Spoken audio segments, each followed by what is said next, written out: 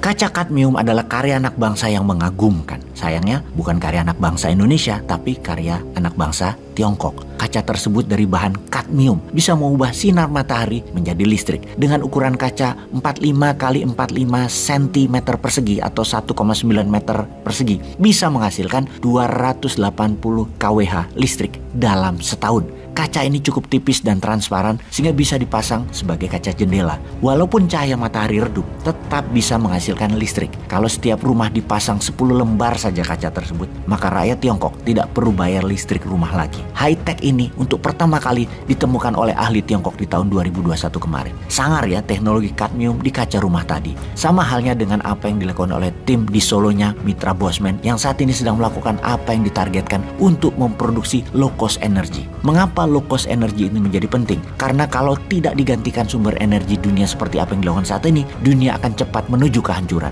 Buktinya, rata-rata ada 500 bencana alam dalam setahunnya di dunia sekarang ini, mulai dari angin tornado, hujan berlebihan, banjir, tanah longsor, hingga gempa bumi, tsunami, termasuk virus mematikan. Secara statistik, 500 bencana alam tersebut dalam setahun di seluruh dunia trennya naik setiap tahunnya. Bahkan dalam 30 tahun terakhir, tertinggi dibandingkan 300 tahun sebelum ini yang tercatat dalam sejarah dunia. Penyebab masalah dunia adalah masalah penghasil karbon atau pembakar sumber daya alam, mulai dari minyak bumi, batu bara sebagai sumber energi dunia. Naiknya suhu dunia, naiknya permukaan air laut, banyaknya pergeseran kerak bumi, dan banyaknya letusan gunung vulkanik dan gerakan tektonik terbesar adalah kontribusi karena disedotnya minyak dan dieksplorasinya batu bara yang kemudian dibakar jadi energi. Selain kebakaran hutan untuk tanaman industri, semua pembakaran berbasis fosil oil adalah masalah dunia 150 tahun terakhir ini yang meningkat dengan tajam. Teori konspirasinya kemudian adalah overpopulasi kebanyakan penduduk, kemudian dilakukan depopulisasi pengurangan penduduk dengan diciptakan virus. Walau alam apa benar begitu, namun dunia bagi banyak pendapat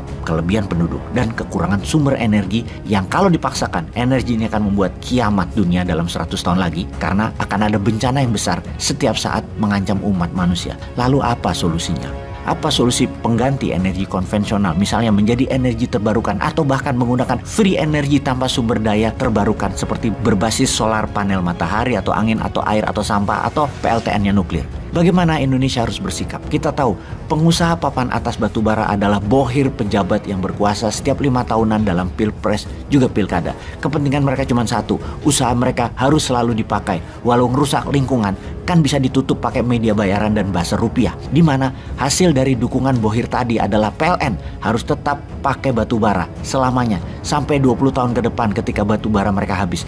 Efeknya alam mau rusak kayak mau gempa kayak di dunia, nggak urusan. Kan banyak relawan. Itu sadis sekali isi otak mereka tersebut. Seharusnya pemerintah mulai berpikir global. Jadilah pemimpin dunia untuk menyetop produksi karbon penyebab kehancuran lingkungan ini. Namun kita semua tahu masalah lingkungan adalah rapot merah pejabat saat ini. Selain rapot merah lainnya adalah masalah korupsi. Kita tahu pejabat tertinggi mungkin tidak korupsi, namun belum pernah korupsi memanfaatkan jabatan bisa dilakukan semudah seperti periode ini.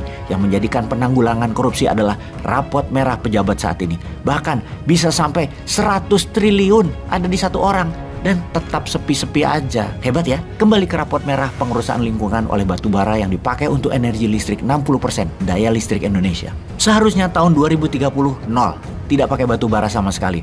Dan tiap tahun mulai sekarang harus turun 10%. Di mana seharusnya dulu di tahun 2025 Indonesia sudah nol pakai batubara kalau dimulai tahun 2015. Namun fulus mereka membuat saya berkuasa, bos. Saya tunda dulu deh. Enak menjabat itu, dipuja-puja dan tidak pernah salah tuh, enak bener. Geser aja kerjaan buat lingkungannya nanti aja. Biar Newman aja yang menggarap masalah lingkungan hidup ini. Kali gitu ya isi pikirannya. Yang jabat nanti di atas tahun 2024 pasti bete ngelihat apa yang dilakukan selama ini karena amburadul hutang negara yang bejibun, juga berantakan birokrasi dan administrasi bernegaranya. Belum lagi mental pejabat yang menulari orang yang di sekitarnya, yang KPI performan indikatornya tidak membuat Indonesia menjadi global player, bahkan menjadikan pejabatnya bukan pelayan masyarakat, malah pejabatnya minta dilayani masyarakat. Contoh kecil, jalan aja pakai forrider, nguing, sok penting banget. Jadi bagaimana membuat usaha kita yang berbasis low cost energi ini bisa jalan ya?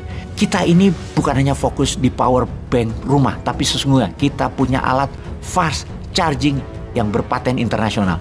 Kunci fast charging yang berbasis putaran magnet neodymium murni dicampur dengan kumparan koper super alloy plus emas menghasilkan lompatan listrik tinggi, menjadikan satu-satunya charger baterai tercepat yang kalau mobil Tesla perlu 3 jam nge-charge. Pakai fast charging kita hanya 7 menit. Ini game changing. Pertanyaannya, maukah pemerintah membantu kami?